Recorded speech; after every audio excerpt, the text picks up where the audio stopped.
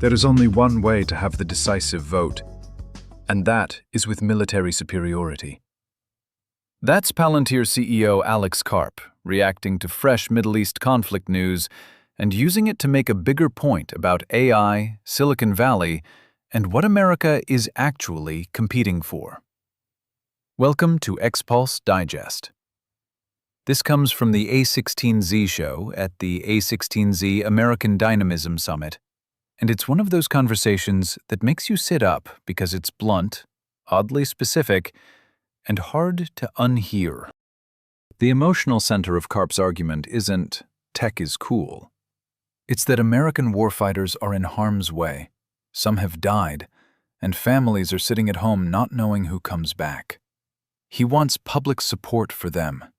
And he goes further, saying people who are so spoiled they don't recognize that sacrifice should be publicly humiliated. Then he zooms out to deterrence.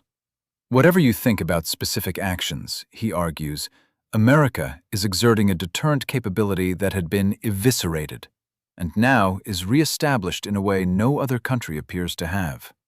His framing is uncomfortable on purpose. In theory, a law-based system where everyone is equal sounds great. In practice, he says, this world is us or China or Russia, and pretending otherwise is how you sleepwalk into losing. That's where he drops the line that keeps resurfacing in the episode. The West's future, America's future, comes down to whether we stay the power with the decisive vote. And that vote, in his telling, isn't cast in essays or PowerPoints. A lot of people talk about war like it's politics plus courage. Karp insists warfighting is technology too, and he reaches for history to make it intuitive. America rose after World War II, he says, because of technological advantages. So when you see modern operations where one society just totally dominating, he reads that as a technology story as much as anything. And that's where Palantir's self-conception shows up. The most important thing Palantir is doing, he says, is making sure American warfighters are much more likely to come home, and that the people trying to harm them know they won't. He also points at a shift inside tech itself. In the lifetime of Palantir, software rose, and now a certain kind of software company gets eviscerated. The kind that's basically a parasitic steak dinner delivered on top of the real economy. What's rising in its place is defense tech, and then a hybrid of software, hardware, and AI where you need all three. That hybrid is where orchestration, security, and specificity matter.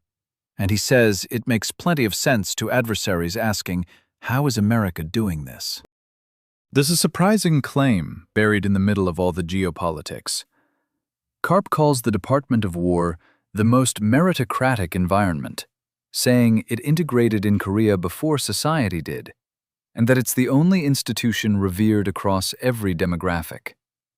He ties that reverence to lived fairness. If you were a Black American, he says, the military was a place you could get a break. Then he flips it and adds the sting. People also have the experience of coming home and America not sticking up for them. And he wants that to change. This matters to his tech argument because he's not selling a generic public-private partnership. He's saying the institution you're building for has a legitimacy moat, earned through meritocracy and sacrifice.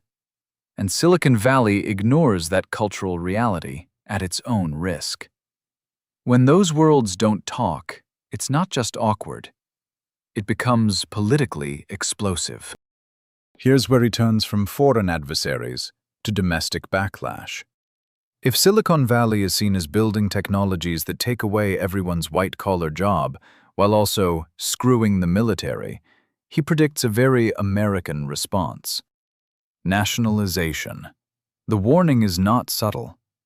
If you think you can eliminate livelihoods and still keep total freedom to run your companies untouched, he basically says you're kidding yourself, and possibly extra delusional because you have a 160 IQ. He describes a horseshoe effect, where the one thing people agree on is that this isn't paying the bills. so the industry should be nationalized. And he's not presenting that as a theoretical Twitter debate. He's describing what happens when prosperity and safety, the two things Americans care about most, both feel threatened at once. There's a dry line in here that hits because it's half joke, half forecast. Imagine what happens when there are 50 unlikable people with all the money.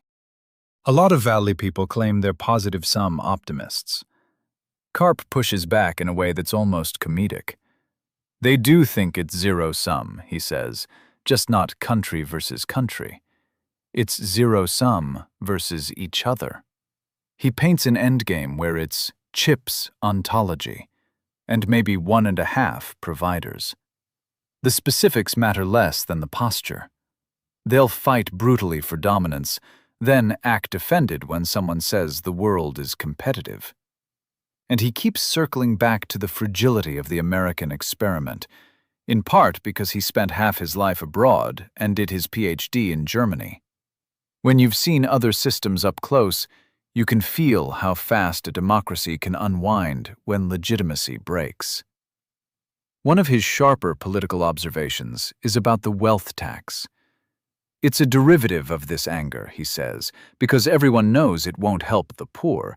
It'll just punish the rich, and that's enough to pass it. If that's already true, he's asking you to imagine what happens when AI concentrates even more wealth and power into even fewer hands. He's not arguing for a free-for-all either. The model he reaches for is Hollywood. Hollywood created ratings, he says, because it realized that if it didn't, Washington would do it, and Washington would butcher it. Not necessarily out of malice, but because it doesn't understand the craft. That's the playbook he wants for AI. People have to understand the stakes first. Then, the industry needs real, shared initiatives that address the concrete fears, not hand-wavy, trust us ethics. He also treats privacy as a serious, granular problem in this new world. Fourth Amendment rights aren't an academic ornament when technology can impute what someone's doing at home, or expose health records, or erode the right to have your own thoughts and practices. Yet the same technology can help you be healthier, live longer, and potentially raise economic status, certainly for vocational workers. So he won't accept a lazy frame where LLMs are the same as machine learning is the same as software is the same as a bullet. They're not. There's a tension he wants everyone to sit with. Build battlefield capability with a rebuttable presumption toward maximizing warfighter safety, while also building a domestic legitimacy framework that prevents surveillance creep and economic humiliation. If those two worlds keep refusing to talk, he thinks the politics will force a harsher solution. For founders new to defense, his advice is disarmingly practical. Go to Iowa, or go to a base. Talk to people who've actually done something on the battlefield, or who have family who has. Walking into a meeting with a general as your first real exposure to that world, with zero empathy context, he says, is a huge mistake and will probably backfire. Then he aims the knife at a classic Valley failure mode. Being smart in one domain makes you assume you're smart in all domains. In tech culture, everyone is forced to present like they're the smartest person on every issue at all times, including negotiating contracts they have no aptitude for. He describes the trap in a sentence that feels like it came from a hard-learned scar.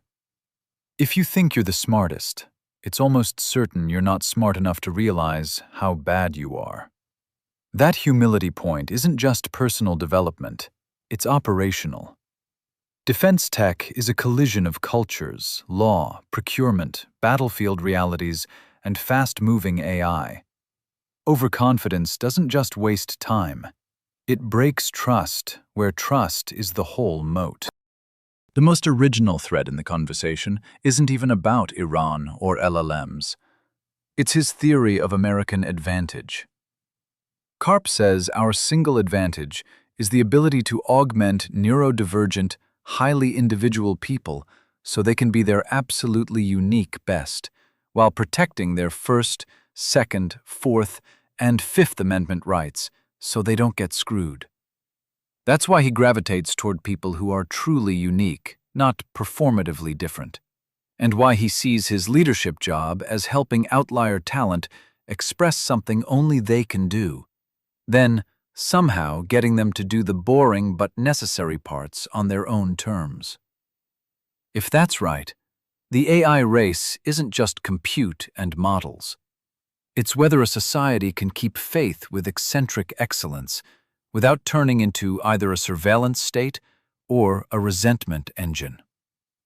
If you want the full, unfiltered version of that argument, it's Alex Karp on the A16Z show, and it'll probably change how you hear the phrase national security.